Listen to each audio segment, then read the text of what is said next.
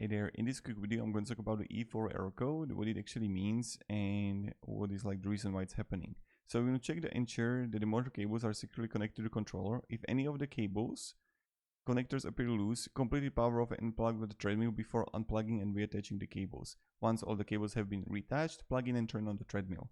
Now I also checked it right here because this person already just showed it that his cable just like completely fried. You can see it right here.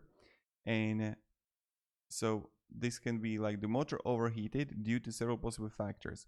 A worn walking belt causing high strain and stress on the motor, a drive belt or walking belt that is too tight that causes high strain and stress on the motor, lack of belt lubrication causing high strain and stress on the motor, long-term wear and tear.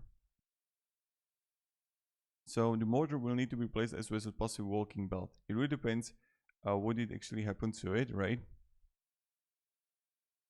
So if it was a service call, I repair the wires and carry on with the troubleshooting. First finding out if the motor control is sending voltage to the motor, then if it is, performing an amp draw test to check the conditions of the belt and deck. If the drive motor is silent and it turns, you can sometimes get away with no replacing, just repairing the wires, but the motor control belts and deck are likely bad.